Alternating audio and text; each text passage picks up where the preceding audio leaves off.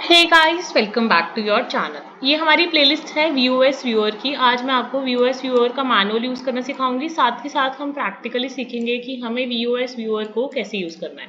तो जब आपने वीओएस व्यूअर अपने पीसी पे या अपने लैपटॉप पे इंस्टॉल कर लिया तो उसके साथ आपको एक मैनुअल मिलती है जिसमें इन्होंने हमें स्टेप बाय स्टेप सिखाया है कि हमें वीओएस व्यूअर कैसे यूज़ करना है। तो सबसे पहले हमारे पास है टेबल ऑफ कंटेंट्स। इसमें ये हम सारी चीज़ें सीखेंगे। पहले थोड़ा इंट्रोडक्शन देखेंगे वीओएस व्यूअर का, देन आने वाले पार्ट्स में हम इसके सारे मेन पैनल के parts that is network visualisation, overlay visualisation, density visualisation, zooming, scrolling, एक एक फीचर और सारे पैनल्स, जितने भी पैनल्स हैं, जितने भी टैब्स हैं या जो फाइल टाइप्स ये कवर करता है वीओएस व्यूअर, वो हम सारे कवर करेंगे। सारे कमांड्स को हम साथ में कवर करेंगे। तो starting with the introduction part कि वीओएस व्यूअर होता क्या है। देखो, वीओएस व्यूअर एक सॉफ्टवेयर टूल है जिससे आप मैप्स क्रिएट कर सकते हो। तो अगर आपको अपने लिटरेचर व्यू के रिव्यूज के मैप्स क्रिएट करने हैं on the basis of network data और उनको विजुअलाइज करना है और एक्सप्लोर करना है, तो आप वीओएस व्यूअर यूज कर सकते हो। अब क्या क्या यूजेस हैं वीओएस व्यूअर के, हम ये सारे अभी जानेंगे। सबसे फर्स्ट फीचर है वीओएस व्यूअर का that we can create maps based on the network data. And उसके बाद हमारा नेक्स्ट है, हम एक तो मैप्स को बना भी सकते हैं, सेकेंडली हम उन मैप्स को विजुअलाइज भी कर सकते हैं और उन मैप्स को एक्सप्लोर भी कर सकते हैं। अब मैं आपको एक इजी लैंग्वेज में बताती हूँ। आपने कोई भी सपोज आप कोई भी सर्वर यूज कर रहे हो, तो आप जो मैप्स बना सकते हो वीओएस व्यूअर में, वो अपनी कोई भी रिसर्च वर्क के रिगार्डिंग, उसमें आप नेटवर्क्स बना सकते हो। जो आप नेटवर्क्स बनाओगे वो किन का कनेक्शन होंगे। Networks can be connected by को ऑथरशिप, को अकरेंस, साइटेशन, बिब्लियोग्राफिक काउंट या को साइटेशन लिंक। अभी आपको ये जो टेक्निकल वर्ड्स हैं इनमें से कुछ समझ नहीं आ रहा होगा, बट जैसे जैसे हम आगे एग्जाम्पल्स के साथ इसको प्रैक्टिकली करेंगे हमें काफ़ी सारी चीज़ें क्लियर होंगी। अब जो वीओएस व्यूअर है वो कौन कौन सी डाटाबेसेस को सपोर्ट करता है। जो डाटाबेसेस फाइल हैं, वेब ऑफ साइंस की, स्कोपस की, डायमेंशंस की, लेंसेज की, पबमेड की, एंड बहुत सारे रेफरेंस मैनेजर फाइल्स जैसे RIS हो गया, एंडनोट हो गया, रेफवर्क फाइल्स हो गई। इन सारी चीज़ों से हम वीओएस व्यूअर में क्या दे सकते हैं, इनपुट दे सकते हैं। सो इनपुट देने के लिए हम बहुत सारी डाटाबेसेस को या फिर फाइल मैनेजर्स को यूज कर सकते हैं। उसके अलावा आप डाउनलोड कर सकते हो डाटा थ्रू API। ये भी मैं आपको आगे आने वाली वीडियोस में बताऊंगी। सबसे पहले अब हमने सीखा कि जो वीओएस व्यूअर है उससे हम मैप्स क्रिएट तो कर ही सकते हैं, साथ में उन मैप्स को हम विजुअलाइज भी कर सकते हैं, मतलब एक्सप्लोर भी कर सकते हैं। जब हम विजुअलाइजेशन करेंगे, इसमें विजुअलाइजेशन बेसिकली 3 टाइप्स की होती है। एक तो होती है नेटवर्क विजुअलाइजेशन, एक होती है overlay visualization, and third one is density visualization. And third one is density visualization. ठीक है, तो वीओएस व्यूअर में हम प्रॉपर तरह से बिब्लियोमेट्रिक एनालिसिस करते हैं, मैप्स को क्रिएट करते हैं, विजुअलाइज करते हैं और उनको एक्सप्लोर करते हैं। अब जो हमारा वीओएस व्यूअर है वो ऐसे नहीं चलेगा, ये जावा प्रोग्रामिंग में बना हुआ है क्योंकि जावा एक इंडिपेंडेंट प्लेटफॉर्म है एंड ये इसी से रन करता है। तो अगर आपको वीओएस व्यूअर अपने पीसी में डाउनलोड करना है, आप VOSviewer.com पे जाके इसको डाउनलोड कर सकते हो। इसके कोई चार्जेस आपको पे नहीं करने हैं, that is available free of purpose. तो इसके साथ आपको एक मैनुअल भी मिलेगी जो मैं मैनुअल अभी रीड कर रही हूँ। इसमें हम स्टेप बाय स्टेप सीखेंगे कि हमें वीओएस व्यूअर कैसे यूज करना है। ठीक है, इसके साथ आपको डाटा कैसे डालना है, वो डेटा की फाइल्स भी आपको साथ में ही मिलेंगी। तो this was about the introduction of the VOS viewer. अब वीओएस व्यूअर इतना ईजी नहीं है, इसमें कुछ टर्मिनोलॉजीज हैं जो एक लेमैन को ईजिली नहीं समझ आती हैं। तो सबसे पहले we are working on the terminologies of the VOS viewer. तो इस सॉफ्टवेयर में जो जो टर्म्स है, जो जो टर्मिनोलॉजीज वो यूज होती हैं, that we are going to discuss now. So इस वीडियोज में हम टर्मिनोलॉजी को डिस्कस करेंगे एंड नेक्स्ट वीडियो में हम यूजर इंटरफेस को डिस्कस करेंगे। तो सबसे पहले टर्मिनोलॉजी की बात करें तो maps created, visualise and explored using the VOS viewer items.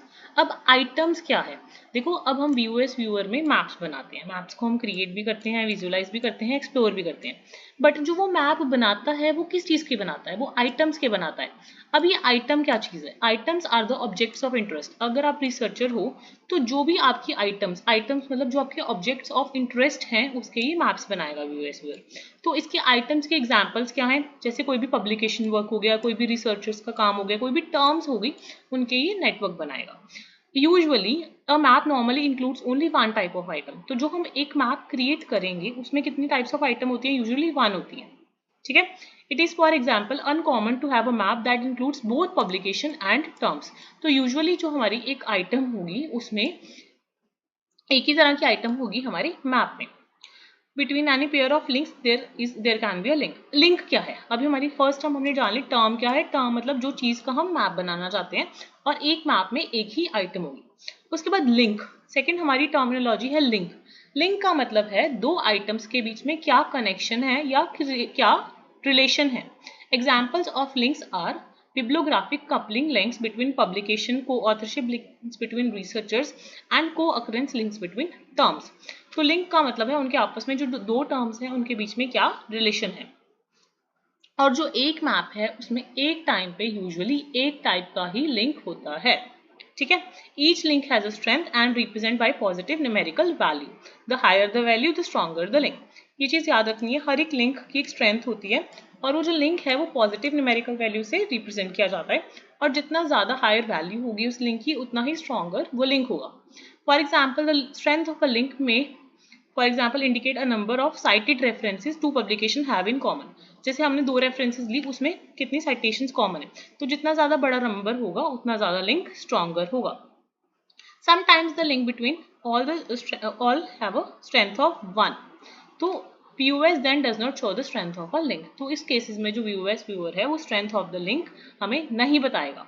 तो and items and length together constitute a network। अब हमने बताया कि ये नेटवर्क क्या होता है। हमारी थर्ड टर्म आ गई। हमने सबसे पहले जाना कि आइटम्स क्या होती हैं, उसके बाद हमने जाना लिंक क्या होता है, उसके बाद हमारी थर्ड टर्म है नेटवर्क क्या होता है। जब हम लिंक्स और आइटम्स को टुगेदर लेते हैं that is our network. So hence network is a set of items together with the links between the items. तो नेटवर्क क्या है? जो भी आप आइटम्स ले रहे हो उनको टुगेदर करके जो उनके बीच में लिंक आप आइडेंटिफाई कर पा रहे हो दैट इज अ नेटवर्क। अभी हमें थ्री टर्म्स क्लियर होगी। अब हमारी फोर्थ टर्म है दैट इज क्लस्टर्स। आइटम्स में बी ग्रुप्ड इनटू क्लस्टर्स। तो जो आइटम्स हैं उनको हम क्लस्टर्स में ग्रुप कर सकते हैं। A cluster is a set of items included in a map. Clusters are non overlapping in VUS viewer. आपको याद रखना है कि अगर हम VUS व्यूअर सॉफ्टवेयर यूज कर रहे हैं the clusters are non overlapping, मतलब तो जो हमारे क्लस्टर्स हैं VUS व्यूअर में दे आर नॉन ओवरलैपिंग। इसका मतलब ये है कि अगर कोई आइटम एक क्लस्टर को बिलोंग कर रही है तो वो दूसरे क्लस्टर को बिलोंग नहीं करेगी। And clusters do not need to exhaustively cover all the items in a map. ठीक है, तो एक टाइम पे एक आइटम एक ही क्लस्टर को बिलोंग करेगी। एंड क्लस्टर की लेबलिंग होती है यूजिंग द क्लस्टर नंबर्स। तो अगर एक ही if there is only one cluster this cluster usually has a cluster number 1। अगर दो क्लस्टर हैं तो cluster number 1 and cluster number 2। अभी यहाँ पे हमारे पास कुछ मिनी नोट्स भी गिवन है। In the literature a network is sometimes refers to as a graph. Confuse नहीं होना है। Sometimes a network is called a graph and कई बार हम आइटम को नोड भी बोल देते हैं, वर्टेक्स भी बोल देते हैं, लिंक को कभी एज भी बोल देते हैं। And strength of a link is sometime called as weight. तो ये सिनोनिम्स हैं। कई बार ये यूज हो जाते हैं कई अदर सॉफ्टवेयर में, तो आपको इन चीज़ों से कंफ्यूज नहीं होना है। ठीक है। So in the literature a cluster is sometimes referred to as a community but this term is not use by VUS viewer. तो कई बार लिटरेचर में VUS व्यूअर में ये टर्म्स यूज नहीं होंगी। यूजुअली जब हम लिटरेचर में इन चीज़ों को राइट करते हैं तो हम ये टर्म्स यूज कर लेते हैं। नेटवर्क की जगह ग्राफ यूज कर लेते हैं, आइटम की जगह नोड या वर्टेक्स यूज कर लेते हैं, लिंक की जगह एज यूज कर लेते हैं, स्ट्रेंथ की जगह एज वेट यूज कर लेते हैं। सो ये टर्म्स हम कॉमनली यूज कर लेते हैं। ठीक है। अब हमने कौन कौन सी टर्म सीखी हैं अभी तक? हमने एक तो टर्म सीखी है आइटम क्या होता है, उसके बाद लिंक क्या होता है, स्ट्रेंथ ऑफ लिंक क्या होता है। स्ट्रेंथ ऑफ लिंक को हम पॉजिटिव नंबर से रिप्रेजेंट करते हैं। नेटवर्क क्या होता है, क्लस्टर्स क्या होते हैं, एंड क्लस्टर्स नॉन ओवरलैपिंग होते हैं इन द VUS व्यूअर। उसके बाद उसके सिनोनिम्स हमने देख लिए। So now the next one is items have various attributes in the VUS viewer. If item have been assigned to cluster number are the example of an attribute. Of the special importance are the weight and score attributes. तो अब attributes हमारे पास next term आ गई। The attributes are represented by the numerical value. अब हम जो हमारे clusters हैं, cluster numbers हैं, वो एग्जाम्पल हैं एट्रीब्यूट्स की। हम ऐसे एट्रीब्यूट करते हैं और उन एट्रीब्यूट्स को हम न्यूमेरिकल वैल्यू के साथ रिप्रेजेंट करते हैं। Weight attributes are restricted to non negative values. तो जो वेट एट्रीब्यूट्स हैं दे आर ऑलवेज पॉजिटिव। ठीक है। So weight of an item should be in some way that indicate the importance of an item. तो जितना ज्यादा उसका wait higher है उतना ज्यादा वो इंपॉर्टेंट है than an item with a lower weight. Score attribute indicate करता है numerical property of the items. तो एक स्कोर एट्रीब्यूट्स भी होते हैं जो हम ओवरले वाला सेक्शन करेंगे, उसमें हम इन टर्म्स को और अच्छे से जानेंगे। अभी आपको ये थ्योरेटिकली थोड़ा सा बोरिंग लग रहा होगा, बट ये जो टर्म्स हैं जब हम आगे काम करेंगे तब आपको हेल्प करेंगी चीज़ों को अंडरस्टैंड करने के लिए, क्योंकि जब तक आपको टर्म्स ही नहीं क्लियर होंगी तब तक आप उस चीज़ का प्रैक्टिकल एस्पेक्ट नहीं समझ पाओगे।